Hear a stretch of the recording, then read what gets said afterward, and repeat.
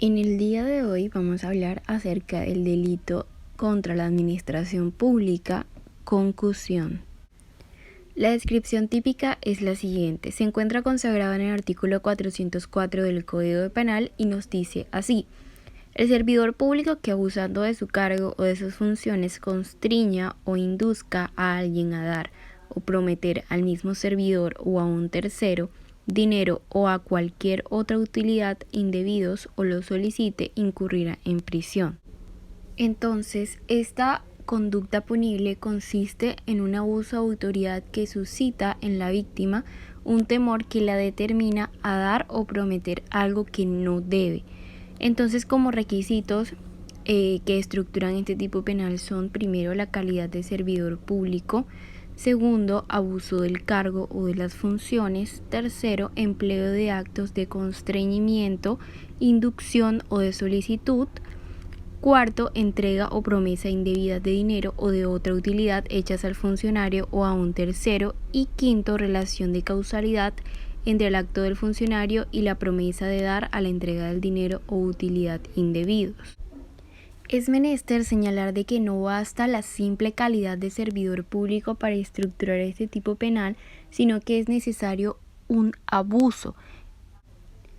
Este abuso puede referirse tanto al cargo como a la función. Bien, el abuso de función se da cuando se desbordan o restringen indebidamente sus límites o se utilizan con fines protervos, es decir, que esto es cuando actúa dentro de la órbita de su competencia funcional. Entonces se daría en el caso del juez que exige dinero, por ejemplo, al familiar de un procesado amenazado con no dejarlo en libertad si no se cumple su exigencia.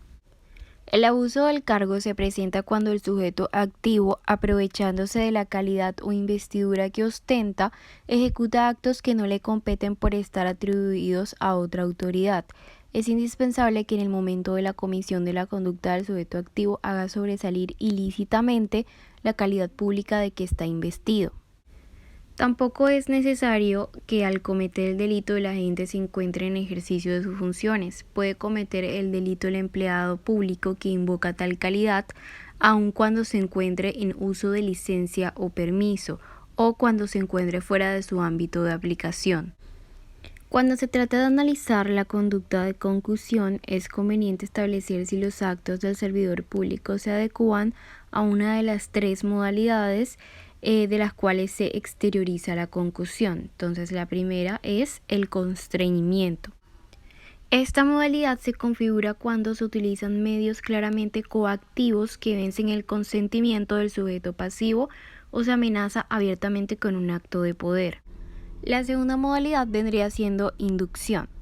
La inducción se da cuando el resultado se alcanza mediante un exceso de autoridad que va latente u oculto en forma sutil, con un habilidoso abuso de funciones o de cargo, de suerte que el sujeto pasivo se siente intimidado y teme que si no lo hace u omite lo que el funcionario pretende, pueda devenir un perjuicio en su contra.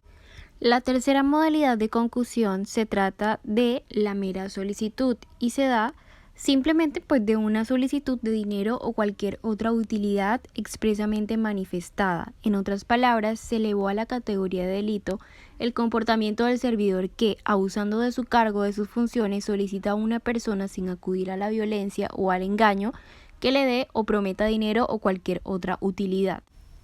Tratándose de cualquiera de las modalidades anteriormente mencionadas que exteriorizan el tipo penal de concusión, hay que tener muy en cuenta de que debe permanecer subyacente el denominado metus publicae potestatis. Digamos que elemento es, lo más importante en este tipo penal en cuanto a su configuración. Este metus publicae potestatis viene siendo el temor que yace en la víctima por la investidura pública del sujeto activo.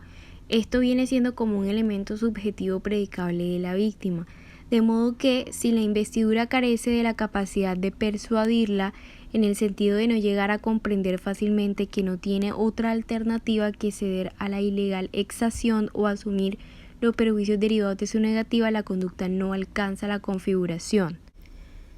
En síntesis, debe de haber una capacidad de persuasión, porque si no la hay, entonces no se configura este tipo penal. Como en todos los delitos contra la administración pública, el sujeto activo es el servidor público. El sujeto pasivo de este tipo penal es el Estado, porque es el titular del bien jurídico tutelado administración pública. El particular a quien se le hace la exigencia, se le induce o se le formula la solicitud indebida es solamente un perjudicado y podrá constituirse en parte civil en el proceso penal. El bien jurídico tutelado es múltiple y pluriofensivo, ya que no solamente protege la administración pública como un bien jurídico macro, sino que también en concreto el patrimonio económico y la autonomía personal. El objeto material vendría siendo personal, porque lo constituye la persona a quien se le constriñe, solicita o induce a la entrega o a la promesa. El verbo rector es compuesto alternativo, ya que no se requiere para la estructuración del tipo que se desarrollen todos los verbos rector, ya que solamente basta con el desarrollo de uno solo. Los ingredientes normativos son jurídicos de carácter penal. Entonces tenemos primero promesa, que vendría siendo la oferta de una contraprestación futura. Se refiere al dinero o a la utilidad indebida. No es necesario que ésta se cumpla para que se estructure el tipo. Basta la sola exigencia indebida para su consumación. Y también tenemos como ingrediente normativo la utilidad indebida, que es cualquier utilidad que recibe el servidor público distinta de las provenientes de su salario y por parte de los particulares, generalmente es de carácter económico. Claramente, esta conducta debe de ser dolosa. El sujeto activo y los partícipes deben conocer los componentes del tipo objetivo y querer su realización. Es difícil pensar que un servidor público no conozca dichos elementos, pues los mismos están íntimamente vinculadas con la naturaleza de la investidura oficial y de las funciones que realiza. De presentarse un error sobre los elementos del tipo objetivo, sea invencible o vencible, la conducta sería típica si al menos no subsisten los elementos que configuran un abuso de autoridad, y es difícil pensar en un doble eventual, pues no podemos hablar de que el sujeto activo no se encuentra consciente y voluntariamente dispuesto a la realización del tipo objetivo. Se excluye debido a la naturaleza de los verbos rectores.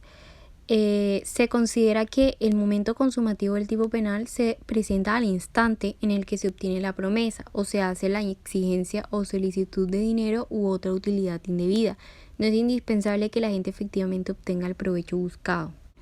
Solo puede ser autores inmediatos, coautores y autores mediatos quienes tengan la calidad del servidor público. Entonces, la coautoría puede presentarse en cualquiera de sus dos modalidades, bien realizando todos los coautores la descripción típica o distribuyéndose las tareas criminales para lograr su realización. Es posible la autoría inmediata si un superior jerárquico, beneficiándose de su cargo de magistrado y mediante engaño instrumentaliza a un notificador para que realice exigencias indebidas a un usuario de la administración de justicia, y también puede obtenerse la participación de un tercero que, por ejemplo, a título de cómplice, preste ayuda al servidor público en la formulación de la exigencia o en la determinación mediante la inducción, orden no vinculante, consejo o en la solicitud al sujeto pasivo para la obtención de la indebida utilidad. Debido a que la concusión contiene dos elementos comunes a otros tipos, como el abuso de cargo y el constreñimiento, puede presentarse un concurso aparente con abuso de autoridad por acto arbitrario e injusto, constreñimiento ilegal y extorsión. Se puede pensar en un estado de necesidad por razones económicas como causal de justificación, y también claramente está la de miedo insuperable e insuperable coacción. Son posibles en zonas donde el servidor público ejerce sin apoyo material real de la autoridad encargada de la fuerza legítima del Estado.